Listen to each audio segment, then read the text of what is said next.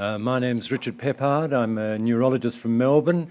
I've been involved with deep brain stimulation now for many years. I wish I could say I was present at the creation, but the creation went back some 40 or 50 years ago. But this mode of medical treatment, unusual and highly specialised neurosurgical treatment, has built up enormously around the world in the last 15 years with the development of appropriate high technology and pacemaker devices. Above all, the treatment has been applied in the management of patients who have severe Parkinson's disease. It has now become an established treatment for Parkinson's disease, but it has an established role as well in the treatment of essential tremor and in the treatment of dystonia, two other neurological illnesses. And it's covered by Medicare for those indications. However, we who are involved in it know that it's a very unusual treatment, and we know that many doctors don't know about its role and application. We know that many patients in whom it might be an applicable treatment are also unaware of it. Information is power, and we want to empower patients to make important decisions about their health and well-being and about treatments that carry certain significant risks but potential great benefits when properly and expertly applied. We want to give patients that information, and this evening we're here to launch a DVD which is just about that, information for patients. It's one of a series of DVDs.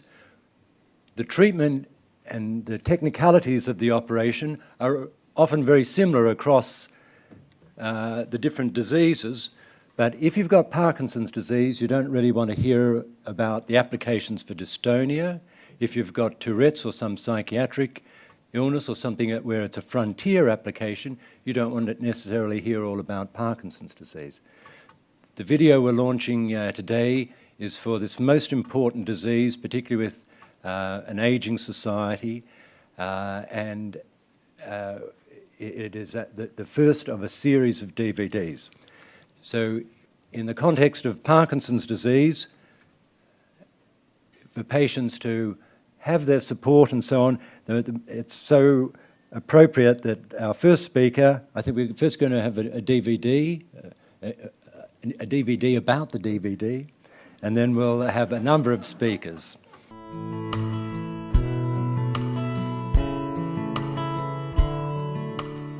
I've had Parkinson's since I was 50, and that's some 20 years now. I've started to deteriorate at a rate more than previously. My neurologist said I got to a plateau, and I'm on that plateau now, and I think so it can only get worse. I can't play tennis or golf or do long walks like I used to. I've got the wriggles. When I was diagnosed, I was told because I was a farmer, I should get out of the game, cut down the stress. I had two fighting me, the disease and the medication, instead of working with me. One of the things too, the tiredness that I used to have before. Now I can nearly do a full day's work. Well, the grandchildren wouldn't have known Robert without Parkinson's. And I'm sure that they've noticed a really big change because he can interact with them. Before he couldn't get down on the floor, he couldn't nurse them. I'm going to have DBS because I believe it'll improve my condition. I'm hoping for a better quality of life, less movement and wriggles and dyskinesia, and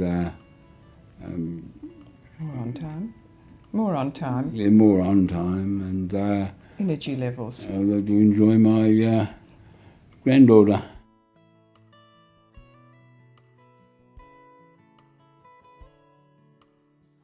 Oh, very much better. In fact, I don't know how good it has been because most of my friends tell me that they've noticed the change in me.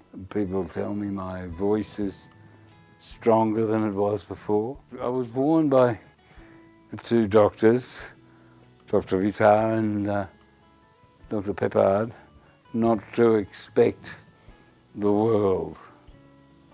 And I was ready for that, and it has been very much better than I expected. The fine-tuning has to go in for over quite a period of time, and I'm still in that fine-tuning area. I'm more comfortable with myself. I can do things physically that I couldn't before. We can do things that we haven't done in the last couple of years. It's given me back a life and given me back a quality of life.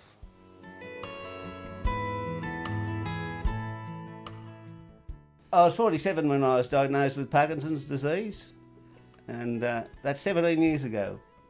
I thought, well, bugger 'em, I'm going to beat this thing. And I stuck in my dig, and I'm still a farmer.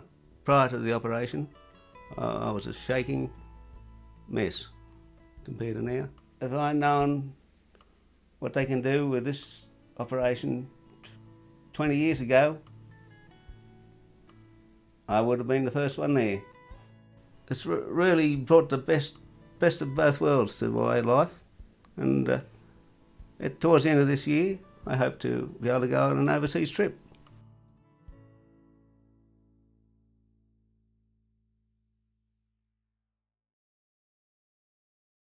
Amongst all the patients, friends, supporters in Parliament, I'd especially like to welcome Merrin Probert, who you saw sitting on the couch with John tonight.